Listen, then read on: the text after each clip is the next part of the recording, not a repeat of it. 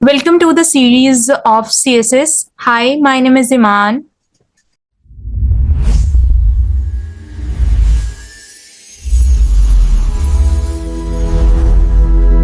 In the third lecture of CSS, we are going to know about the text properties of CSS. Text properties में हमारे पास कौन कौन सी properties आ जाती हैं। Usually हमारे पास टेक्स्ट प्रॉपर्टीज में सबसे पहले कलर प्रॉपर्टी आती है, जिसको हमने पढ़ लिया है डिटेल के अंदर लेक्चर 2 में। नेक्स्ट हम पढ़ेंगे font family, font size, text align, line height, letter spacing, text decoration, text transform, text indent and text shadow. Usually text properties के अंदर हम उन्हीं प्रॉपर्टीज को पढ़ते हैं जो कि टेक्स्ट से रिलेटेड होती हैं। नेक्स्ट है हमारे पास लेटर स्पेसिंग। लेटर स्पेसिंग का क्या मतलब होता है? अगर हमारे पास लेटर लिखे हुए हैं तो उनके बिटवीन स्पेस कितनी होनी चाहिए, कैरेक्टर्स के बिटवीन स्पेस कितनी होनी चाहिए, वो हम लेटर स्पेसिंग के अंदर देखेंगे, लाइक दिस। नेक्स्ट है हमारे पास टेक्स्ट डेकोरेशन। टेक्स्ट डेकोरेशन में हम देखेंगे कि टेक्स्ट को डेकोरेट कैसे कर सकते हैं। अंडरलाइन दे सकते हैं, ओवरलाइन दे सकते हैं, वेवी लाइन दे सकते हैं, या हम लाइन थ्रू दे सकते हैं। टेक्स्ट ट्रांसफॉर्म किस तरह किया जाता है, text indent and text shadow, ये सारी प्रॉपर्टीज को हम डिटेल के अंदर, तो ये जो हमने सारी प्रॉपर्टीज अभी पढ़ी हैं, ये उन सबकी एग्जांपल है कि किस तरह हम टेक्स्ट प्रॉपर्टी को स्टाइल कर सकें और इस तरह का स्टाइलिश कंटेंट अपने वेब पेज पर डिस्प्ले करवा सकते हैं। ये हमारे पास सभी प्रॉपर्टीज की डिस्क्रिप्शन है कि इस प्रॉपर्टी में हम क्या क्या करेंगे। जैसे टेक्स्ट अलाइन में लिखा हुआ है, लाइन द टेक्स्ट हॉरिजॉन्टली, हम लेफ्ट में, राइट में, सेंटर में, जस्टिफाई, ये सारी प्रॉपर्टीज को यूज करेंगे। टेक्स्ट ट्रांसफॉर्म का क्या मतलब होता है कि सारे लेटर जो है वो अपर केस में होना चाहिए या कैपिटलाइज्ड होना चाहिए। ये सारी चीजें जो है वो हम टेक्स्ट प्रॉपर्टी में देखेंगे। सबसे पहले हम डिटेल में बात कर लेते हैं टेक्स्ट अलाइन की। टेक्स्ट अलाइन का क्या मतलब होता है?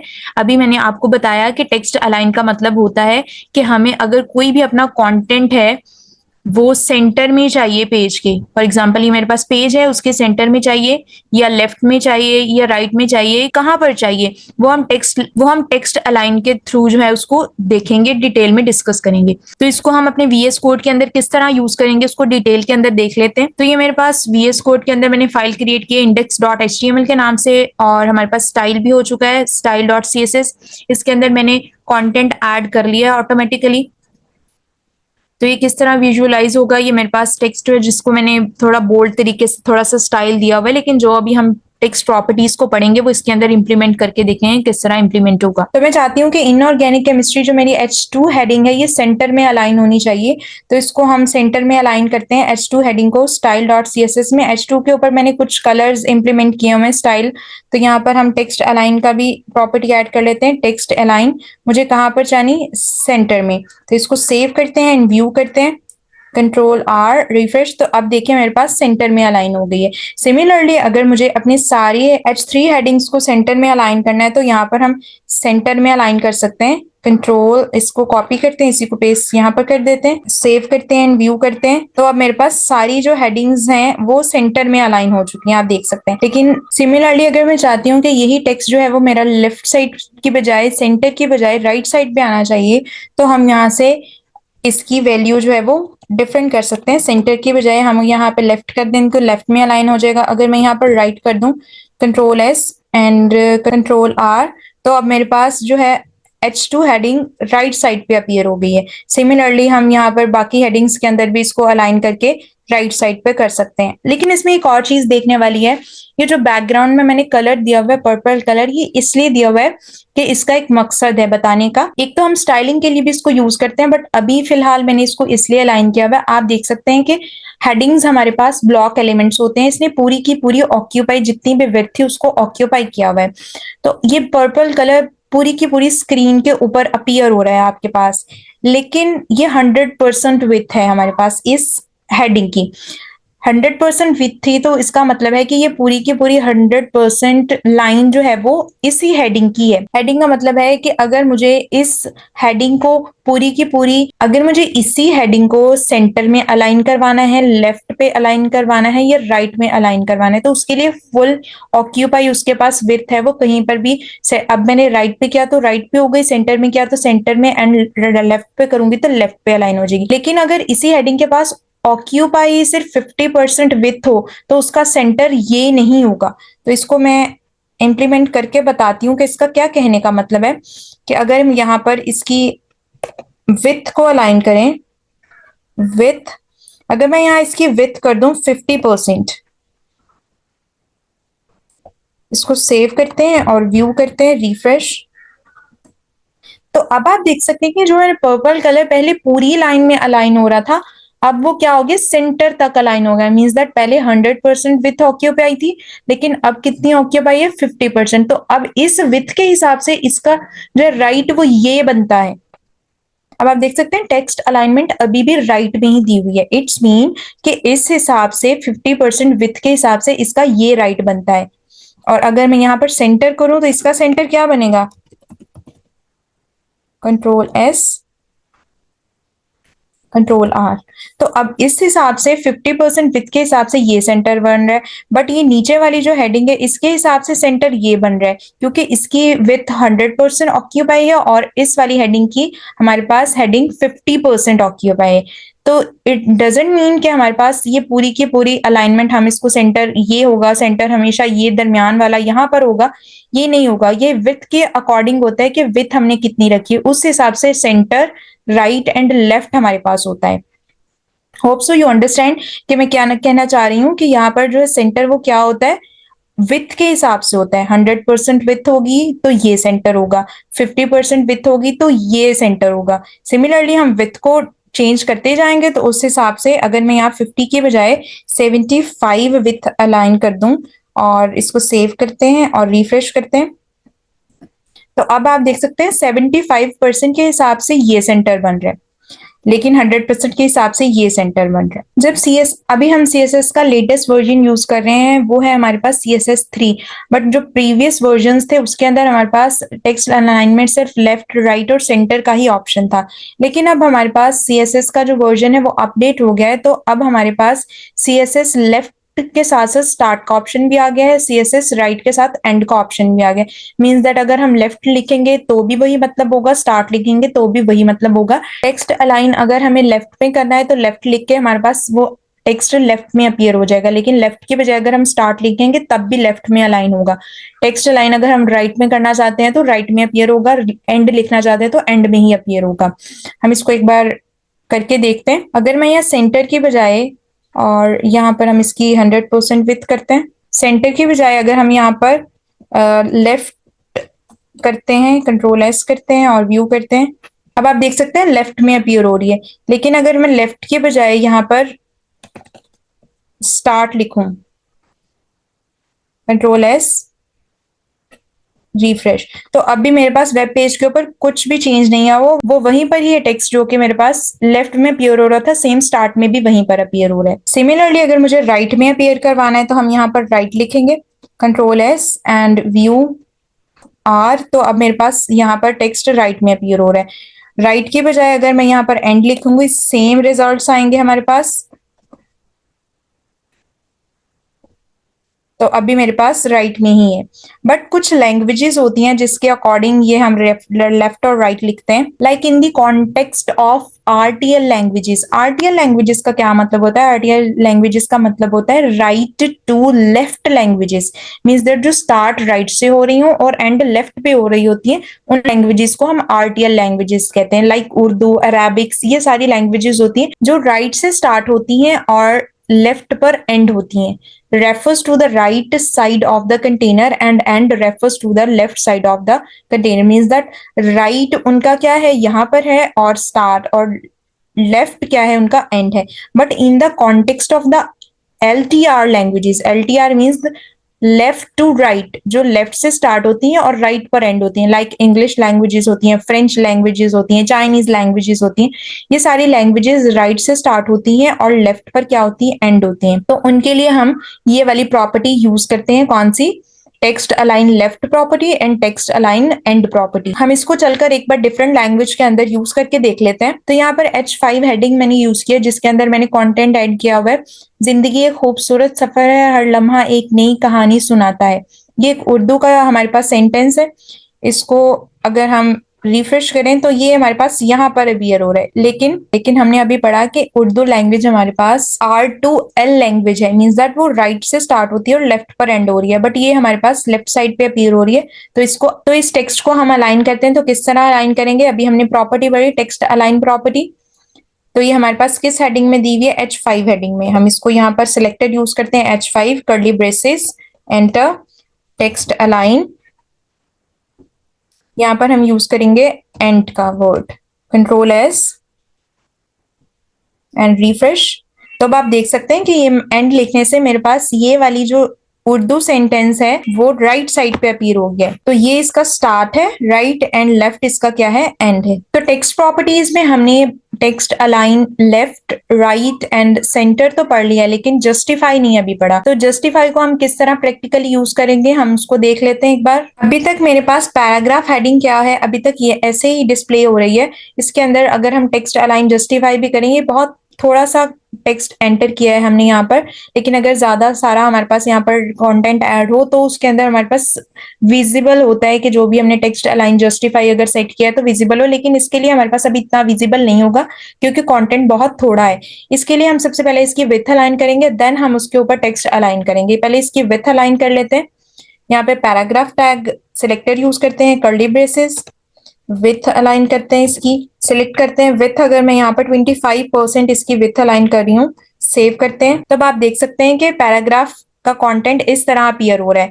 लेकिन एक और चेंजेस देखने वाली है, यहाँ पर क्या है, स्पेस ज्यादा है, यहाँ पर भी स्पेस ज्यादा है, ठीक है, एक अलाइनमेंट में नहीं है लाइक दिस। ये वाले हॉरिजॉन्टली यहाँ पर स्टार्टिंग में मेरे पास लेफ्ट साइड पे अलाइनमेंट एक प्रॉपर लाइन के अंदर है, नीचे वाले पैराग्राफ में भी सिमिलर है, एक प्रॉपर लाइन में मेरे पास कंटेंट अलाइन किया गया, लेकिन राइट साइड पे इस तरह नहीं है। तो ये जस्टिफाई टेक्स्ट अलाइन हम इसीलिए यूज करते हैं ताकि सारा टेक्स्ट क्या हो जाए, एक ही लाइन में अलाइन हो जाए, इज इक्वल कॉलन अलाइन होना चाहिए हमारे पास जस्टिफाई। हम इसको सेव करते हैं और व्यू करते हैं, कंट्रोल आर। तो अब आप देख सकते हैं कि यहाँ पर भी लेफ्ट साइड पे और राइट साइड में दोनों में एक साथ अलाइनमेंट एक ही लाइन में शो हो गई है। बिटवीन स्पेसेस क्या हो गई है, जरा ज्यादा आ गई है। स्पेस ज्यादा आने का मतलब क्या है कि टेक्स्ट मेरा पैराग्राफ का सारा एक ही प्रोपोर्शन में हॉरिजॉन्टली लेफ्ट साइड पे और हॉरिजॉन्टली राइट साइड पे अपीयर हो गया। सारे पैराग्राफ टैग्स के अंदर मेरे पास यही स्टाइल इंप्लीमेंट हुआ है। सिमिलरली राइट साइड में भी वही अलाइनमेंट हॉरिजॉन्टली और लेफ्ट साइड में भी वही इंप्लीमेंट हॉरिजॉन्टली, एक ही लाइन में सारा का सारा टेक्स्ट जो है वो जस्टिफाई हो गया। तो टेक्स्ट जस्टिफाई का ये मतलब होता है, ये स्टाइलिंग जो है वो अप्लाई करता है। तो नेक्स्ट हम पढ़ते हैं फॉन्ट प्रॉपर्टी। टेक्स्ट प्रॉपर्टीज तो हमने डिटेल में पढ़ ली है, अब हम फॉन्ट प्रॉपर्टीज को पढ़ेंगे। फॉन्ट प्रॉपर्टी के अंदर फॉन्ट वेट को पढ़ेंगे सबसे पहले। फॉन्ट वेट का मतलब है अगर हमें कोई भी टेक्स्ट ऐड किया है वो हमें जरा बोल्ड चाहिए, लाइट चाहिए या नॉर्मल चाहिए, किस हिसाब उसका वेटेज क्या होना चाहिए, मीन्स दैट उस कंटेंट का या उस हेडिंग का या उस पैराग्राफ का हमारे पास वेट कितना होना चाहिए, वेटेज कितनी होनी चाहिए। वो नॉर्मल होना चाहिए, बोल्ड होना चाहिए, लाइटर होना चाहिए या नॉर्मल होना चाहिए या उससे जरा कम होना चाहिए। तो उसके लिए हम फॉन्ट वेट प्रॉपर्टी को यूज करते हैं। नॉर्मली हमारे पास 400 होता है, बोल्ड के लिए 700 और 100 की रेंज से स्टार्ट होता है। हम बोल्डर भी यूज कर सकते हैं वर्ड और लाइटर भी यूज, डिजिटल नंबर्स भी यूज कर सकते हैं और अल्फाबेट नंबर्स भी यूज कर सकते हैं। इसकी रेंज हमारे पास 100 से स्टार्ट होती है और 900 पर फिनिश होती है। 100, 200, 300, हम इन सभी नंबर्स को जो है सिलेक्ट करके फॉन्ट वेट को सिलेक्ट कर सकते हैं। तो इसको हम प्रैक्टिकली किस तरह यूज करेंगे हम देख लेते हैं। तो अभी आप देख सकते हैं कि हमारे पास हेडिंग इस तरह से कुछ पैराग्राफ जो है वो अपीयर हो रहे हैं। अभी हम पैराग्राफ के अंदर थोड़ी सी फॉन्ट वेटेज को अप्लाई करते हैं। यहाँ पे सिलेक्ट करते हैं पी टैग को और सिलेक्टर कर्ली ब्रेसेस और यहाँ पर फॉन्ट वेट को सिलेक्ट करते हैं। हमें फॉन्ट वेट कितना चाहिए, ऑप्शन है हमारे पास बोल्डर, लाइटर, हम इन सभी को यूज करते हैं टर्न बाय टर्न। सबसे पहले हम यहाँ पर 100 को सिलेक्ट करते हैं, कंट्रोल एस करते हैं, कंट्रोल आर। तो अभी तक ये जो हमने पहले यूज किया वो था, ये हमारे पास नॉर्मली था। अगर मैं यहाँ पर इसकी बजाय 600 कर लूं, कंट्रोल एस करते हैं और रिफ्रेश करते हैं, तो अब आप देख सकते हैं कि पैराग्राफ का कंटेंट जो है मेरे पास बोल्डर हो गया है एज कंपेयर टू प्रीवियस। तब आप देख सकते हैं कि पैराग्राफ का जो वेटेज है वो मेरे पास बोल्ड हो गया। हम इसको जरा जूम भी करके देखते हैं, क्या हो गया, थोड़ा बोल्ड हो गया as compare to the previous one. अगर मैं इसके वेटेज 400 कर दें, कंट्रोल एस करते हैं और रिफ्रेश करते हैं, तब आप देख सकते हैं कि लाइटर हो गया। हम सिमिलर सेटिंग्स जो है वो हेडिंग के अंदर भी कर सकते हैं। तो सिमिलर फॉन्ट वेट प्रॉपर्टी हम H2 हेडिंग के अंदर यूज कर लेते हैं। यहाँ पर हम यूज करते हैं फॉन्ट वेट, हम यहाँ पर लाइटर यूज कर लेते हैं, लाइटर, और इसको सेव करते हैं और व्यू करते हैं तो अब आप देख सकते हैं कि इनऑर्गेनिक केमिस्ट्री जो मेरे पास एच हेडिंग है, ये इसके अंदर ये कंटेंट जो है वो लाइट हो गया as compare to the previous one. But जैसे ही अगर मैं इसके अंदर इसको हटा दूं, कंट्रोल एस करते हैं और व्यू करते हैं, तो अब मेरे पास क्या हो गई है, थोड़ी बोल्डर हो गई है। हेडिंग्स का जो डिफॉल्टेड फॉन्ट होता है वो बोल्डर ही होता है, लेकिन अगर हम चाहते हैं कि इसका साइज जो है वो बोल्डर ना हो, थोड़ा लाइट हो, तो हम यहाँ पर वेटेज इसकी लाइट भी कर सकते हैं जैसे हमने पहले की। कंट्रोल एस एंड व्यू, तो ये लाइट हो गया मेरे पास। तो नेक्स्ट हम जिस प्रॉपर्टी को पढ़ने वाले हैं वो हमारे पास text decoration property. Sets the appearance of the decorative lines on the text like underlines, mean that अगर टेक्स्ट हमें अपीयर कराना है किसी भी वेबसाइट के ऊपर, किसी भी वेब पेज के ऊपर, तो हम उसके अंदर टेक्स्ट डेकोरेशंस कर सकते हैं। टेक्स्ट डेकोरेशंस में हमारे पास मल्टीपल ऑप्शंस आते हैं, जिसमें से जो बहुत बेसिक्स और बहुत ज्यादा यूज होते हैं, इंट्यूटिव है, वो ये वाले हैं।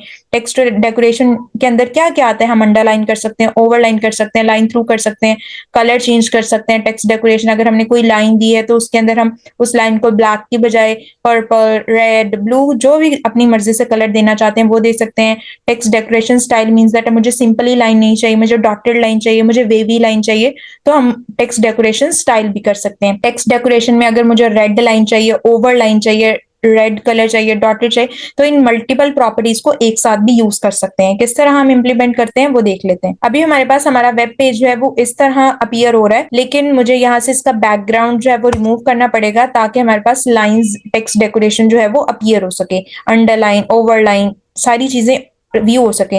तो यहाँ से हम इसका बैकग्राउंड कलर जो है सभी टैग्स का रिमूव कर देते हैं, और हेडिंग 2 का जो कलर है वो ब्लैक सेट करते हैं। इसको कंट्रोल एस करते हैं और व्यू करते हैं, तो अब मेरा वेब पेज जो है वो इस तरह अपीयर हो रहा है। तो अब हम इसके ऊपर टेक्स्ट डेकोरेशन अप्लाई करेंगे। मुझे H2 के अंदर टेक्स्ट डेकोरेशन अप्लाई करना है, तो हम यहाँ यूज कर सकते हैं टेक्स्ट डेकोरेशन। मुझे ओवरलाइन चाहिए या अंडरलाइन चाहिए, लाइन थ्रू चाहिए, क्या चाहिए, मुझे यहाँ पर अंडरलाइन चाहिए, तो अंडरलाइन हम यूज कर सकते हैं। Control S,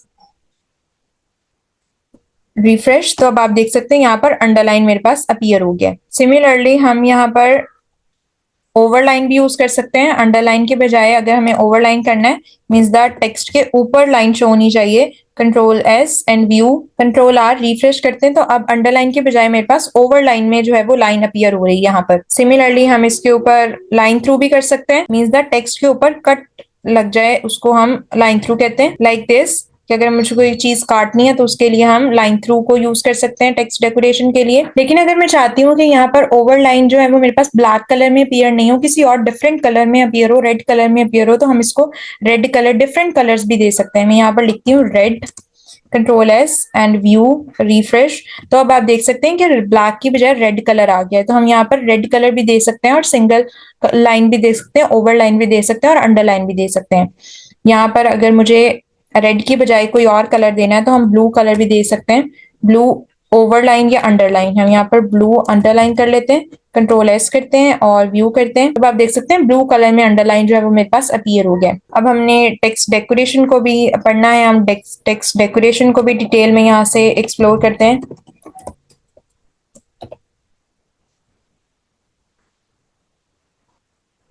The text decoration shorten the CSS property sets the appearance of the decorative lines on the text. Decorative lines जो है वो टेक्स्ट पर किस तरह अपीयर होती हैं। नेक्स्ट है अंडरलाइन डॉटेड रेड होनी चाहिए, ग्रीन वेवी अंडरलाइन होनी चाहिए। टेक्स्ट डेकोरेशन में हमारे पास कोड से भी हम इसको कर सकते हैं। ये सारी हम चीजें जो है वो अंडरलाइन, वेवी, ये सारी चीजें हम टेक्स्ट डेकोरेशन में इम्प्लीमेंट कर सकते हैं अपने वेब पेज के अंदर। टेक्स्ट डेकोरेशन कलर होता है, text decoration line, text decoration style, text, तो ये टेक्स्ट लाइन थिकनेस का क्या मतलब होता है कि जो भी हमने वहां पर अंडरलाइन किया, ओवरलाइन किया या लाइन थ्रू किया, उसकी थिकनेस कितनी होनी चाहिए। इसको एक बार इंप्लीमेंट भी करके देखते हैं। तो यहाँ पर टेक्स्ट डेकोरेशन मैंने अंडरलाइन ले ली और टेक्स्ट डेकोरेशन थिकनेस जो है वो 19 पिक्सल्स ले लिए। इसको सेव करते हैं और व्यू करते हैं वेब पेज के अंदर, रिफ्रेश करते हैं, तो अब आप देख सकते हैं कि इनऑर्गेनिक केमिस्ट्री के अंदर मेरे पास लाइन जो है वो बहुत ज्यादा उसकी थिकनेस आ गई। नॉर्मली तो हमारे पास एक बहुत बारीक सी लाइन होती है, लेकिन इसकी थिकनेस क्या कर दी, मैंने बढ़ा दी है। अब इसकी थिकनेस मुझे अगर और कम करनी है तो कम भी कर सकते हैं, अगर 10 पिक्सल्स करनी है तो 10 पिक्सल्स कर सकते हैं। रिफ्रेश करते हैं तो यहाँ पर हमारे पास उसकी थिकनेस और कम होती जाएगी। तो इस तरह हम टेक्स्ट की थिकनेस भी कंट्रोल कर सकते हैं, डेकोरेशन भी, स्टाइल भी। टेक्स्ट डेकोरेशन में एक और बहुत इंपॉर्टेंट बात है कि जैसे अगर हम कोई भी वेब पेज के ऊपर एंकर टैग को यूज करके लिंक्स ऐड करते हैं तो ऑटोमेटिकली उसके ऊपर हमारे पास एक ब्लू कलर से लाइन अपीयर होती है। हम एक एंकर टैग को क्रिएट करते हैं। यहाँ पर अगर मैं हेडिंग के बाद एक एंकर टैग यूज कर रही हूँ जिसके अंदर मैं गूगल का लिंक देती हूँ,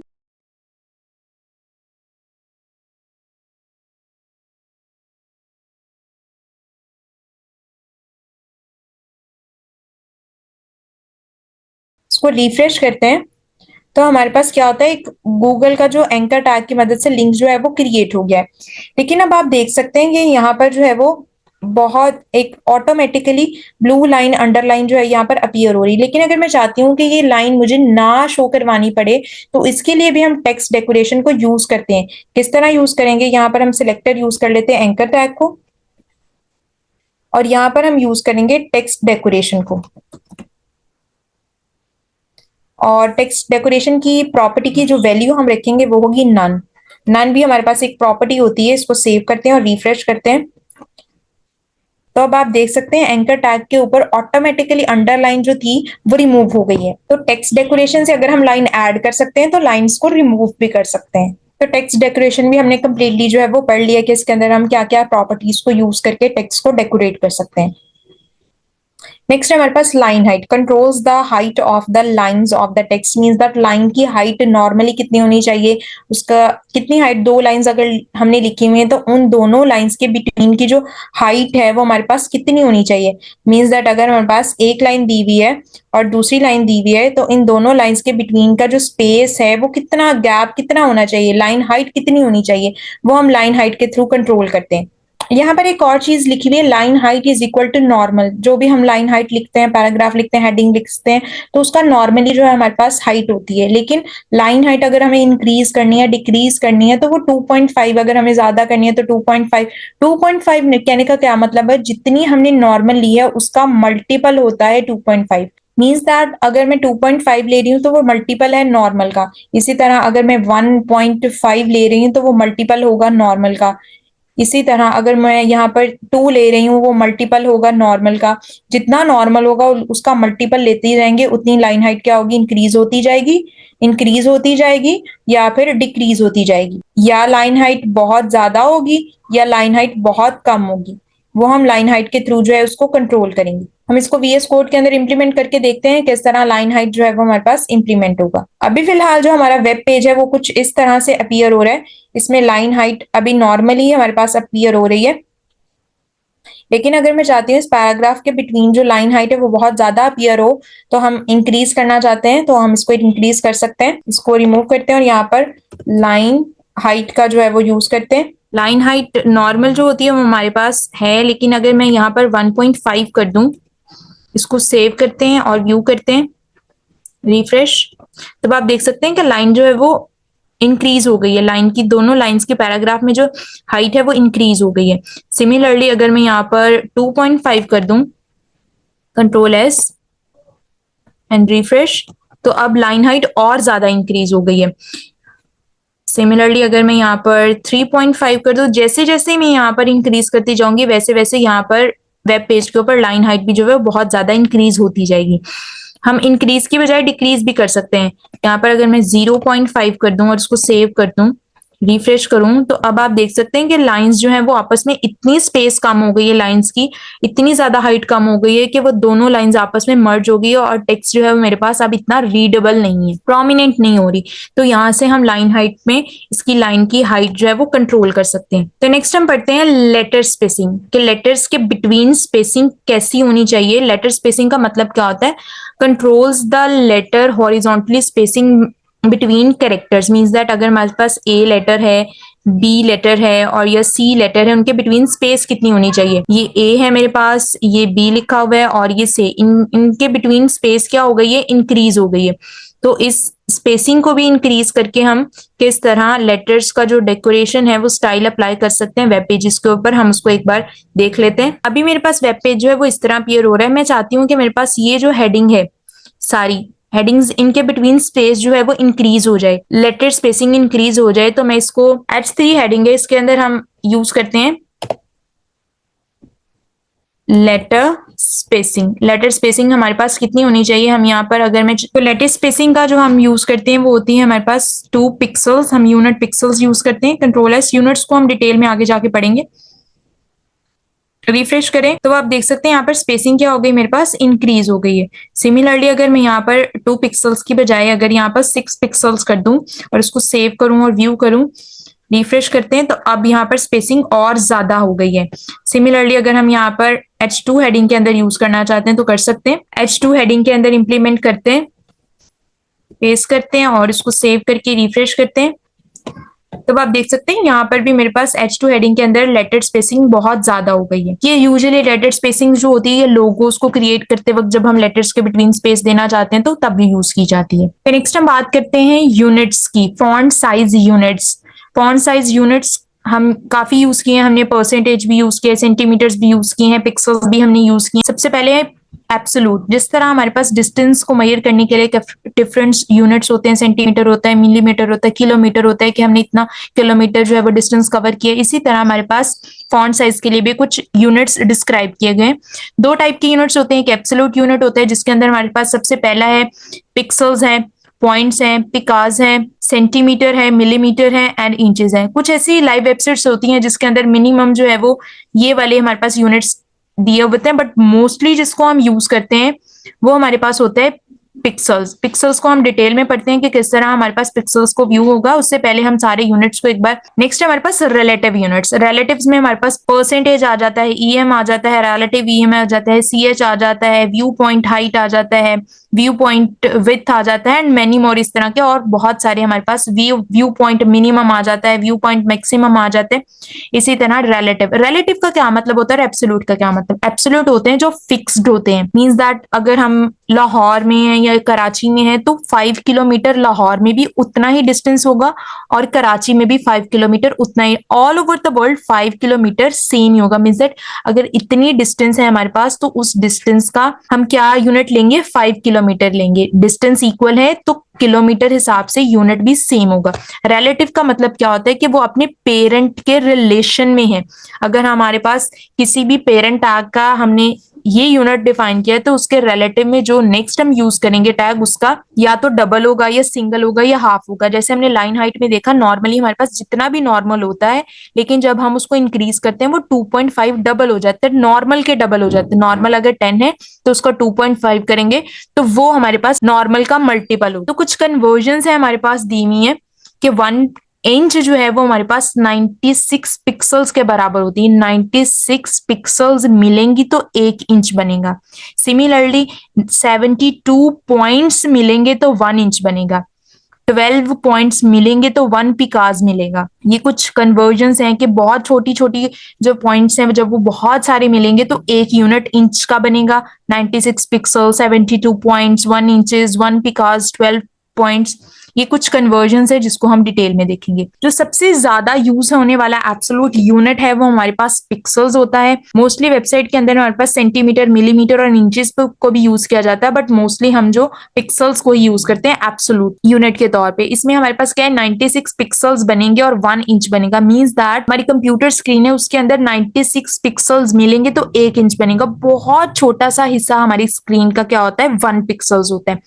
not suitable for the responsive websites. Responsive websites का क्या मतलब होता है, रिस्पॉन्सिव वेबसाइट्स हमारे पास वो वेबसाइट होती हैं जब हम उसको कंप्यूटर के ऊपर देख रहे हैं तो उसका स्क्रीन साइज कुछ और होता है, जब हम उसको मोबाइल के ऊपर देखते हैं तो स्क्रीन साइज कुछ और होता है, हम उसको टैबलेट के ऊपर देखते हैं तो उसका स्क्रीन साइज और होता है। वो उस हिसाब से होती हैं, एक फिक्स्ड साइज नहीं होता, उसका साइज क्या होता रहता है, चेंज होता रहता है। तो इस तरह की रिस्पॉन्सिव वेबसाइट्स के लिए हम पिक्सल्स यूनिट का इस्तेमाल नहीं करते। तो यूनिट ऑफ पिक्सल्स को हम प्रैक्टिकली अपने वेब पेज के अंदर इंप्लीमेंट भी करके देखते हैं। तो अभी मेरे पास जो है वो हेडिंग और वेब पेज जो है इस तरह से अपीयर हो रहा है, लेकिन मैं चाहती हूँ कि इस हेडिंग के अंदर में हेडिंग फॉन्ट साइज जो है उसको पिक्सल्स की फॉर्म में यूनिट को इंप्लीमेंट करूँ तो कर सकते हैं फॉन्ट साइज कॉलन। तो मुझे कितना फॉन्ट साइज चाहिए, तो हम पिक्सल्स के हिसाब से अगर मैं यहाँ पर 70 पिक्सल्स कर दूं, इसको सेव करूं और रिफ्रेश करूं तो ये बहुत बड़ी हेडिंग मेरे पास अपीयर होगी as compare to the defaulted size with the help of these units के हिसाब से हमने पिक्सल्स को यूज किया है। सिमिलरली यहाँ पर आप देख सकते हैं H3 हेडिंग के अंदर लेटर स्पेसिंग भी मैंने 6 पिक्सल्स लिए, पिक्सल्स यूनिट जिसको मैंने यहाँ पर यूज किया है। सिमिलरली अगर मैं नॉर्मली यहाँ पर 10 पिक्सल्स यूज करूँ, कंट्रोल एस करें तो हमारे पास यहाँ पर रिफ्रेश करें तो बहुत छोटी, ये हेडिंग का डिफॉल्ट साइज इतना नहीं है, लेकिन हमने एक प्रॉपर्टी के थ्रू इसको चेंज किया तो ये बहुत छोटी मेरे पास हेडिंग अपीयर हो गई है। तो इतनी छोटी हम पिक्सल्स यूज नहीं करते, हम यूजुअली 20 पिक्सल्स को नॉर्मल रखते हैं। इसको सेव करते हैं और रिफ्रेश करते हैं तो ये नॉर्मल है, इतना रीडेबल हो सकता है। सिमिलरली हम पैराग्राफ टैग के अंदर भी इसको यूज करके देखते हैं। Font size, copy and paste, यहाँ पर हम 20 के बजाय अगर 30 करें और इसको सेव करें एंड रिफ्रेश करें तो ये पैराग्राफ का कंटेंट जो है मेरे पास बहुत बड़ा नजर आ रहा है as compare to the heading tags, because हमने फॉन्ट साइज इसका पिक्सल्स के हिसाब से बहुत ज्यादा रख दिया है। अब ये बहुत बड़ी मेरे पास पैराग्राफ कंटेंट जो है वो डिस्प्ले हो रहा है। तो नेक्स्ट हम बात करते हैं फॉन्ट फैमिली की। फॉन्ट फैमिली का मतलब क्या होता है कि हमें स्टाइल चेंज करना है, फॉन्ट चेंज करना है, उसके लिए हम फॉन्ट फैमिली प्रॉपर्टी को यूज करते हैं। इसके ऊपर हमारे पास कुछ एग्जांपल्स भी दिए हैं। Font family Arial, font family Avant Garde, डिडेंट एंड sans serif।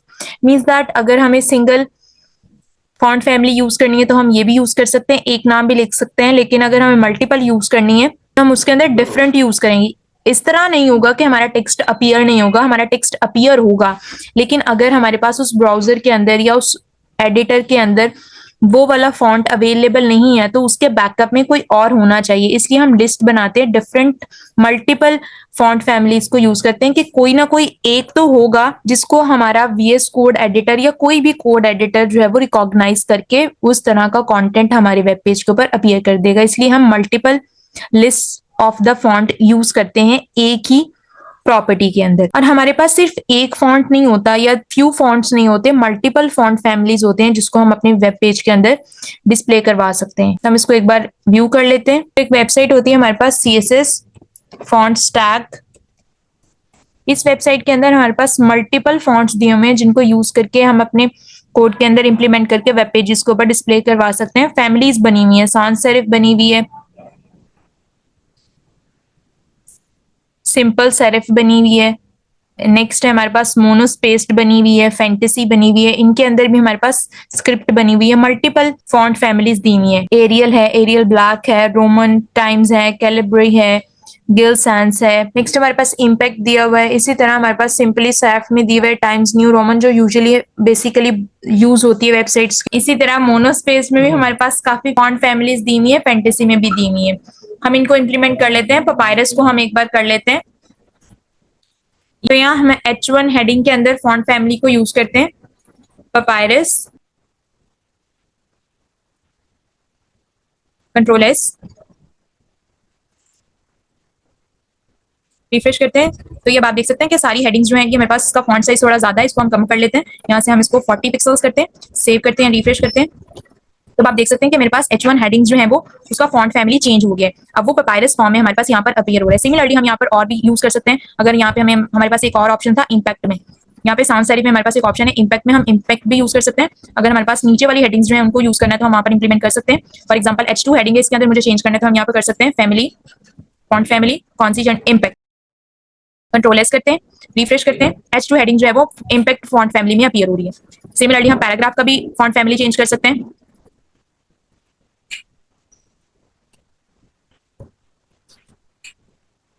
इसको सेव करते हैं, व्यू करते हैं, रिफ्रेश। तो आप देख सकते हैं कि जो मैंने फॉन्ट फैमिली यूज की उस मेरे ब्राउजर ने उसको रिकॉग्नाइज नहीं किया, इसलिए हम यहाँ पर multiple of the font families use करते हैं। फॉर एग्जांपल अगर मुझे यहाँ पर कुछ भी यूज करना है, फॉर एग्जांपल एरियल यूज करना है तो हम यहाँ पर एरियल, ये मैंने 3 यहाँ पर फॉन्ट फैमिलीज को यूज किया है। इन तीनों में से अगर कोई मेरा ब्राउजर नहीं रिकॉग्नाइज कर रहा तो उसके ऑल्टरनेट में बैकअप में मेरे पास कोई और फॉन्ट फैमिली होना चाहिए जिससे हमारा टेक्स्ट जो है वो अपीयर तो होना चाहिए, जो होता भी है, लेकिन उसके ऑल्टरनेट में कोई और। अब आप देख सकते हैं कि पैराग्राफ का जो फॉन्ट है वो चेंज हो गया। अगर मेरे ब्राउजर ने इसको नहीं रिकॉग्नाइज किया तो वो इसको रिकॉग्नाइज कर लेगा, अगर उसने इसको रिकॉग्नाइज नहीं किया तो वो इसको कर लेगा। मींस दैट मल्टीपल लिस्ट भी हम यहाँ पर ऐड कर सकते हैं ताकि फॉन्ट फैमिली हमारे वेब पेज पर अपीयर हो जाए। Hope so you understand the concept of the text font property in CSS।